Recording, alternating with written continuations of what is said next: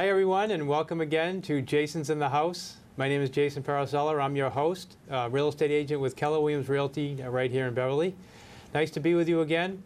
And today we have our guest is Cheryl Morrison. She is an interior designer with Morrison Remodeling and Repairs LLC right here in Beverly, Mass.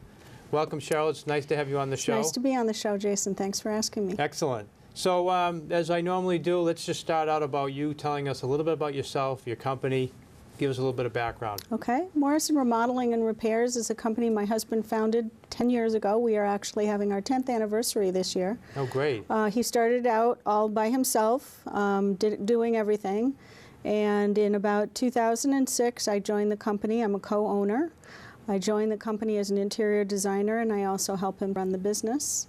I retired after a 26-year career with the telephone company, got another degree in interior design, and I do all of the design work for our company when customers want me to. We've grown them from one carpenter, my husband, to having 3 full-time carpenters, and he doesn't really bang nails anymore. Yeah, he's a lot of the overseeing. Yeah, he does the oversight of the jobs. He does all of the sales and the customer interface, most of the customer interface. So we have 3 excellent carpenters on staff. We're a design build company. Most of our work is interior residential, although we're licensed to do commercial as well. Gary holds a CSL, construction supervisor's license, as well as his HIC, a home improvement contractor's license.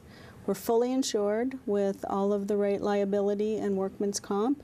We also have what's called errors and omissions insurance, which designers need to have. So is that specific to a designer, or when you're hiring a contractor, should a consumer look for them having errors and omissions? Errors and omissions is specific to designers and architects, Okay. Anybody who actually draws up plans and acquires materials for you. Okay. All great stuff. I mean, all the things that I would ask normally on a show specifically about a contractor, about being insured, all these types of things. So it sounds like you've got all that covered. And interesting thing I noticed too is you've got, would you say, 3 full-time carpenters? Yes, we have 3 full-time carpenters, all senior in their field. Because, you hear, and again, a lot of the stuff that you hear being in the field, being a realtor, there's no business, all the contractors are hurting, there's nobody's doing any improvements. What do you, sounds like you guys have plenty of work to do. We have actually been busy all through the recession. We have not had to lay off any of our workers. We experienced our first downtick a little bit with the downgrade of the bond rating recently. The banks kind of hesitated to give people loans and ended up pulling a loan out from a customer that we had scheduled to do about 2 months worth of work at his house. It was a very large job for us. So they yanked his financing right when we were getting ready to sign the contract and start the work. So we've kind of been scrambling over the last 2 weeks to move things up, but we've got our backlog back to about 2 months now, and everybody's still fully employed. Good point on that. How often do you, it sounds like you don't run into that often because at one point I did hear quite a bit that people would be in the middle of projects and all of a sudden the loan, there's no more money. There's no more money. And the house is half taken apart. And that, did you experience that a lot at one particular time, or was that? We have never experienced that. We do what we call change orders. One of the requirements of the HIC, the Home Improvement Contractor's License in the state of Massachusetts, is that you are required to have a written contract with your client, which we do. We have a contract that's about 10 pages long. Oh, wow. And most people don't balk at it because they understand that it covers them as well as us. Right. And so the price is well laid out, and then when we hit bumps in the road, we have a process we call a change order process. And so people generally know the amount of money that they're going to get hit with in this change order if they've decided to modify something, or, as has happened recently in a bathroom, we took down the wall. It was a complete gut job in the bathroom. We took down the wall and the whole wall behind it all the way out to the siding was rotten. Wow. And so we had to rip the whole side of the house off and rebuild it. So we estimated that. They knew what it was going to happen. And so they were aware of it. So that's one way to prevent that running out of money. You can't just keep charging your customer and charging them. You've got to let them know what the costs are going to be. And I'm sure being aware of that as a good contractor, you're going to, which is helping the consumer too, to keep ahead of getting paid on time and understanding what you're going to owe, so you don't run into a problem where you have your kitchen ripped apart with no wall and That's right. nobody has any money to pay anybody. That's right. It's also a requirement in the state of Massachusetts.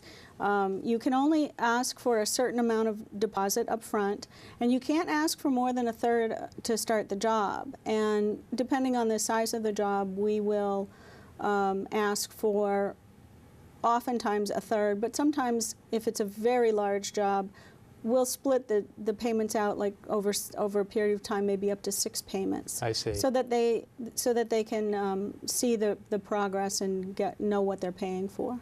And just curious too, because I want to really get into a lot of the specific specialties.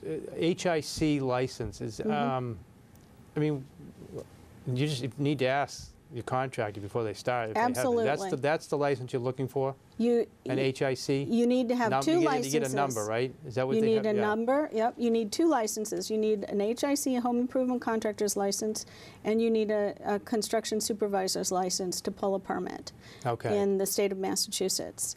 A lot of people think that if you pull a permit that it's going to cost more money. Well, it might cost a little bit more money because permits do cost money, and but it's to your benefit. As you know from selling real estate, you can walk into a house and they've added onto it and there's no permit. Things get a little dicey when you try to sell the house. Plus, it covers you to know that your house is being built properly and there's oversight from the state, the building and department. So you should always ask for that number. Okay. And one other thing on that topic, because I run into all the time as a realtor, one of the things that I do before I list a house, we'll go down to City Hall and just to get a general idea what work they've done, what permits have been pulled. And what I'm looking for is actually to see if they've been signed off or not. For an example, a deck. And I've run into this before. A deck was built too close to the property line. Then all of a sudden, 2 days before the closing, there's a problem because the deck's overhanging the line or whatever. Right. What's the process for you to get the permit signed off? Because it's easy to go down Town Hall, you get the permit. It's actually when the job's completed, who's going to get it signed off? That to me is always a forgotten step. In our business, most often we pull the permit. We don't like to let the homeowner pull the permit because then we're not always sure that they've gotten it signed off and that situation can occur. So the process is we pull the permit. There are actually, depending on what you do, but let's say you do all of the work, including electric and plumbing and the building. So there could be up to 6 inspections. You have a rough building inspection, you have a rough electrical inspection, and a rough plumbing inspection. Once all 3 of those pass, then you can complete the work, and then you have all 3 finish plumbing, finish electric, and finish building. And once you have all 3 of those, then you can get it signed off. You get the final sign-off. In our company, we're responsible for that, and we provide a copy of that permit back to the homeowner. Excellent. It's important to know that when you make the final payment to your contractor, in my opinion, at the same time you want to get the final permit with the sign-off. That's right. Yeah. Okay, so you're an interior designer. That's correct. Okay, so I've heard of interior decorator. I don't know if I've used the terms interchangeably. Is there a difference? What is the difference between interior decorator and interior designer? There is a difference. An interior decorator is generally pays attention to surface materials, color of paint, your floor covering, furnishings, your draperies. They make beautiful rooms, and they go to school. Many of them go to school to get like a 2-year associate's degree. They have their own association. It's called, I believe it's called the Certified Interior Decorators Association. An interior designer, which is what I am, goes to school for a 4-year college degree. They study and can work in all kinds of interiors. They there are two basic specialties or two divisions of interior designers, commercial and residential. The commercial field includes things like hospital design, office design, restaurant design. Interior designers get hired by people who build campers and boats and condominiums, big high-rise buildings. Residential designers are generally, like me, work for construction companies, or they can work on their own. Within the residential field, there are specialties there as well. There's kitchen and bath designers. There's this whole field of green design that's come up. There's aging in place, helping people to be able to stay in their homes longer. And basically what interior designers do that's different than interior decorators is they do a complete space planning. They don't look at just the room and making it beautiful. They make the rooms functional and they make the space usable, more usable for the person. I see. So instead of, I mean, I guess a broad example would be a decorator will kind of pick out the curtains and the color schemes and that type of thing. And furnishings and make everything look good, yes. Go a step beyond that to really more of a perspective of maximizing the space and utilization of the space and that type of thing. Maximizing space. Interior designers actually take courses in building codes. They understand building codes. They understand how plumbing and heating and electrical systems work. They understand all the systems in a home and how they fit together and how they work, so that when they design the interiors for you, everything's taken into consideration. Now, how does does it overlap at all as far as an architect? Do you actually do the drawings?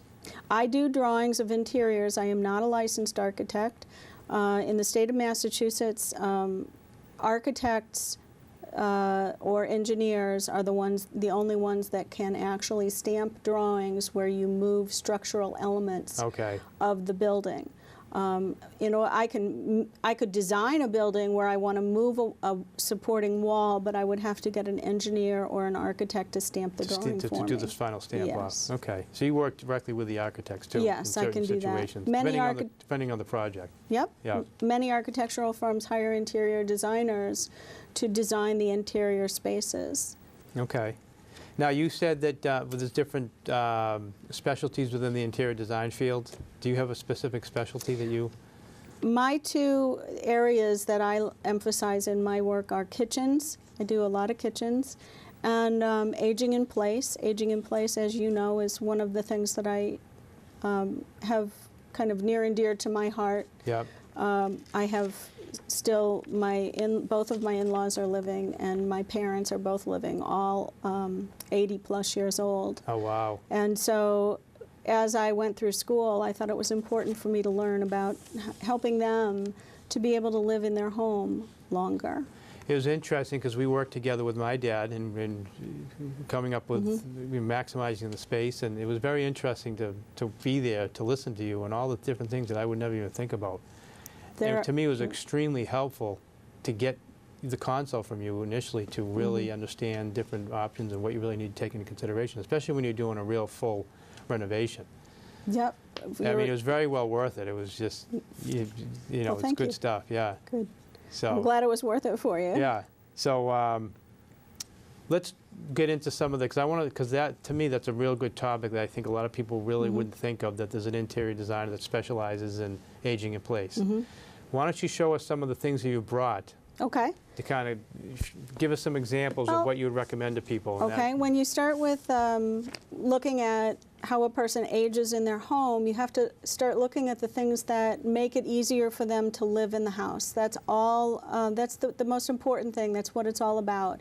Being able to live more comfortably in your home and not waste energy, because we all wake up in the morning, we have a bucket of energy that we have in the morning, and that's all we have to spend for that day. And this is what I like to tell my elderly clients. You have a certain amount of money to spend. That's it.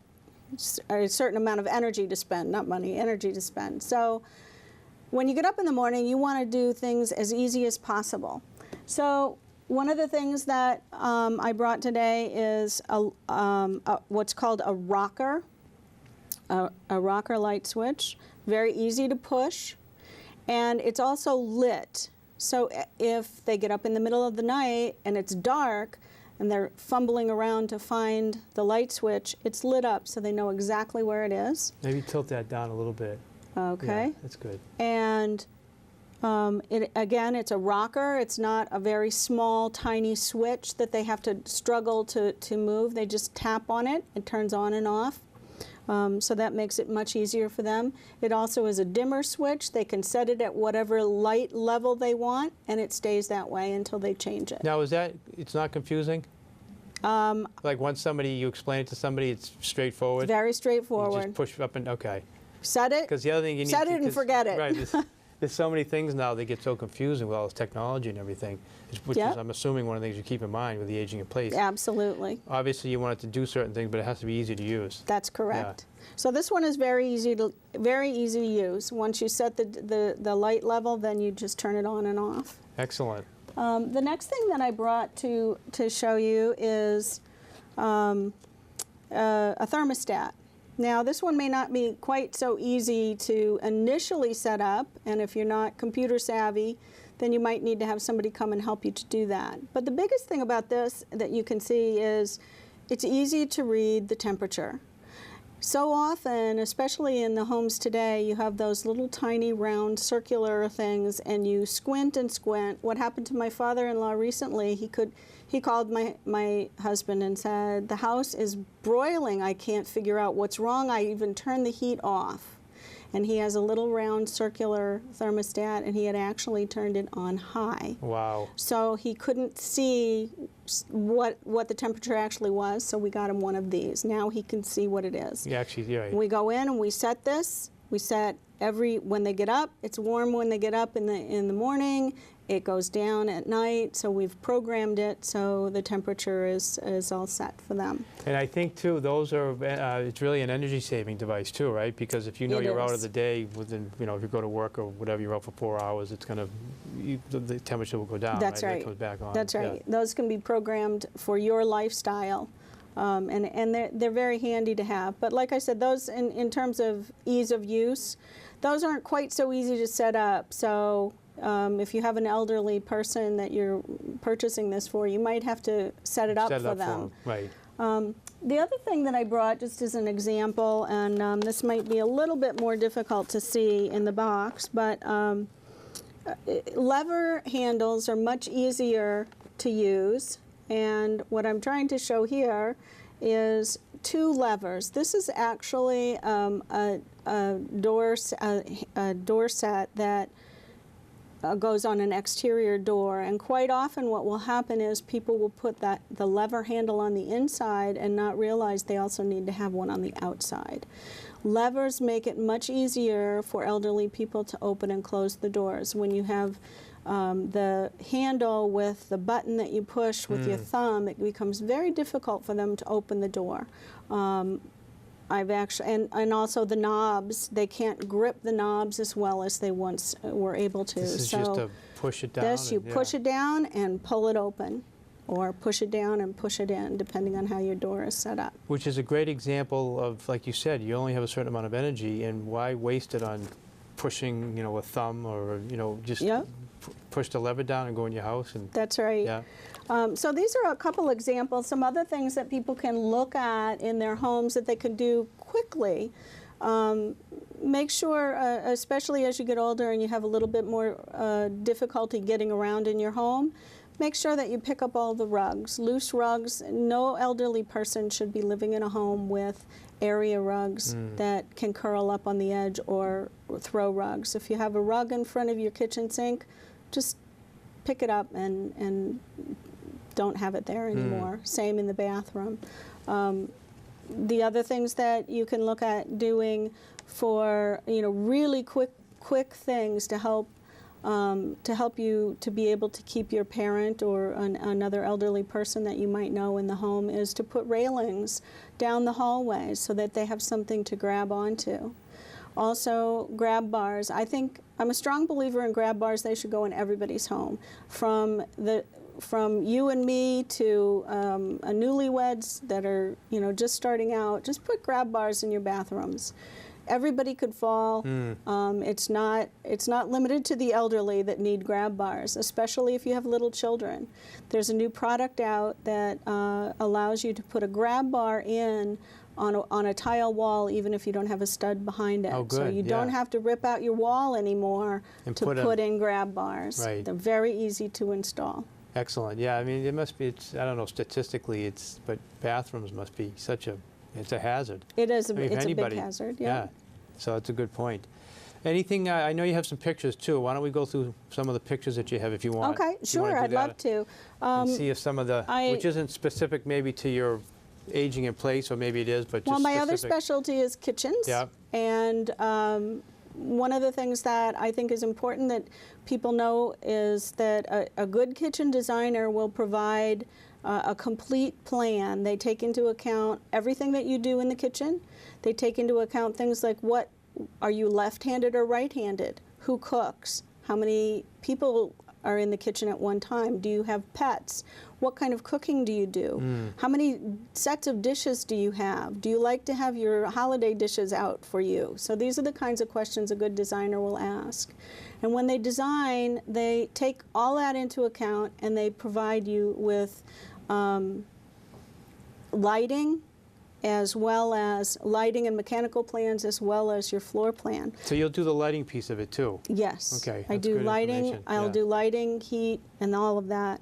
This is a kitchen that we just did. I designed it, and this is the before image of looking in from the front hallway. This is in an American Foursquare. And in this small kitchen was divided into actually 3 rooms. Because I can see 2 rooms there. I was wondering what that was all about. The room on the... Actually, you're looking from the room, and then you're looking into 2 other rooms. Right. Right. They're standing at the front door, and the room here had the sink in window. it. Yeah. The room with the window had the sink in it. The room with the door had the refrigerator in it. And the room that you're standing in had the kitchen table and the stove.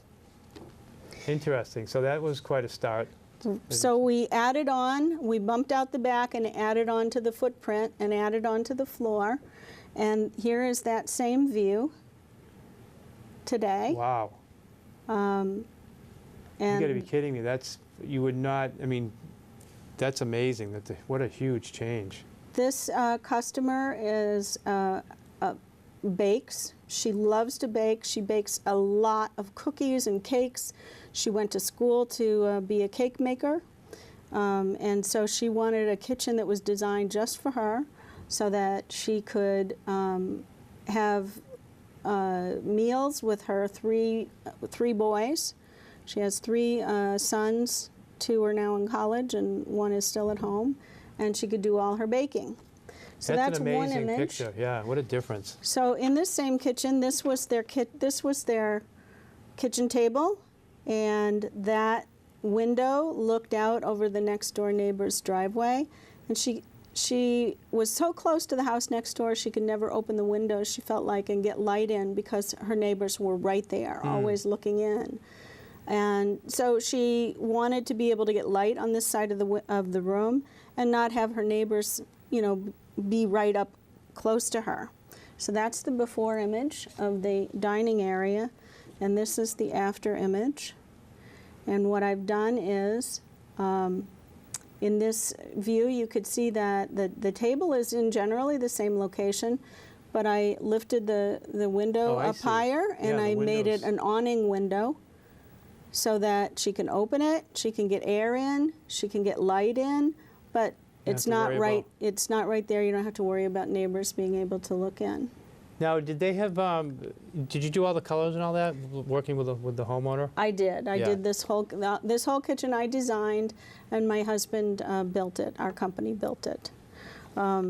Just a couple more shots. This is looking. This image is the before image, and this is looking from the.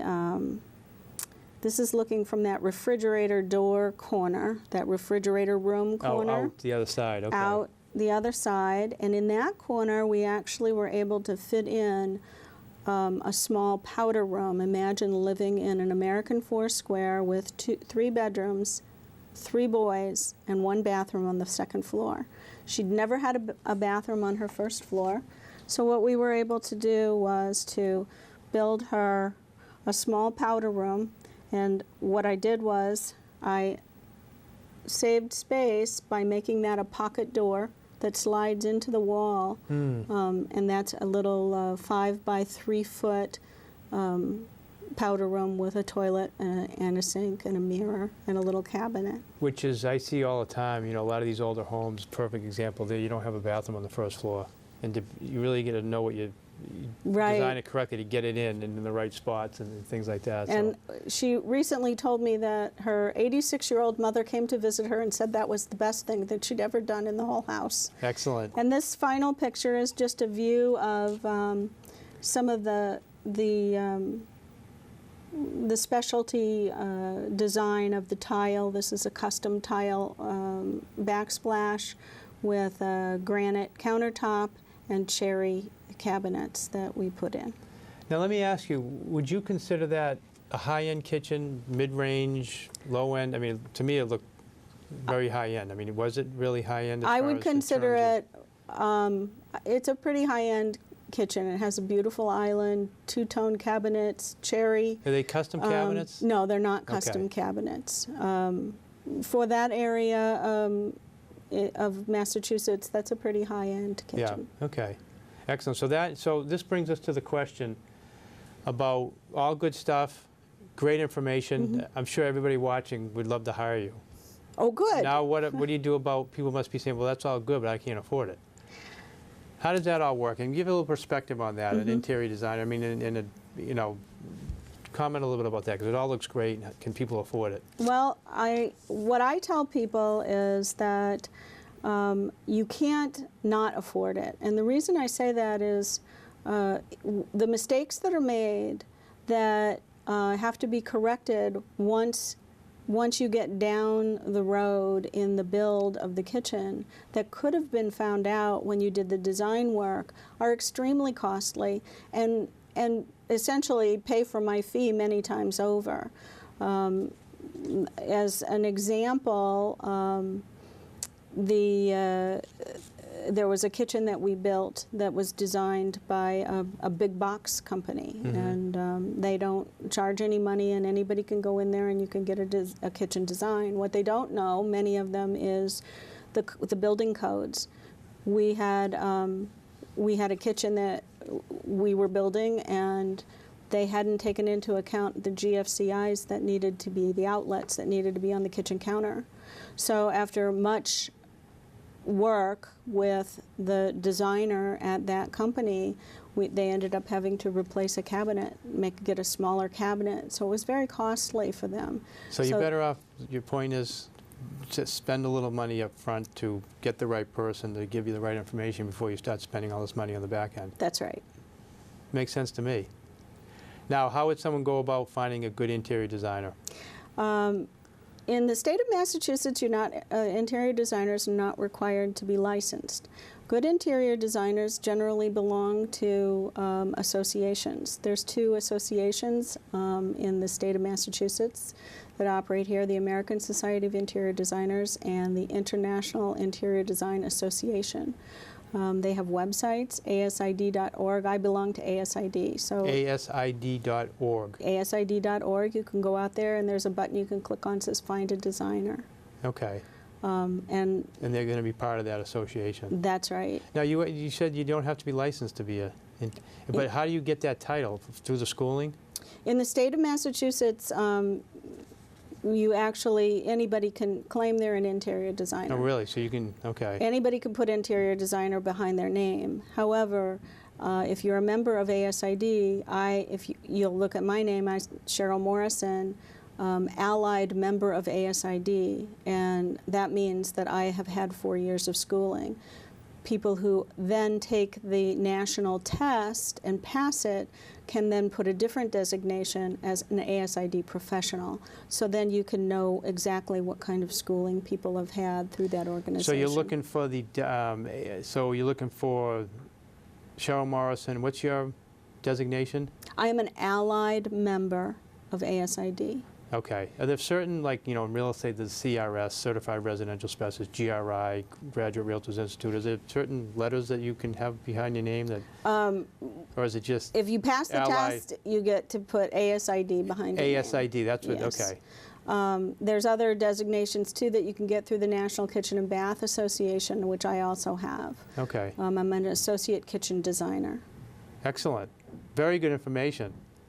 And I know I had your husband on, this was a few years ago, Yeah. so that was good too. So, great. Thank you very much, Cheryl. You're welcome. Before we Thank got a you. very, very quick time, I want to make sure, how do you people get a hold of you if they have further questions? They can go onto our Facebook page at facebook.com/Morrison Remodeling and post there and look at our current projects, or they can go to our website at www.morrisonremodeling.com and click on the Contact Us button. Excellent. Thank you very much. You're welcome. Thank you, Jason. And thank you everyone again for joining us, and we really appreciate it. Thank you to BevCam. If you have questions for me, comments, want to be on the show, feel free to get a hold of me at jasonparisellateam.com. Thank you.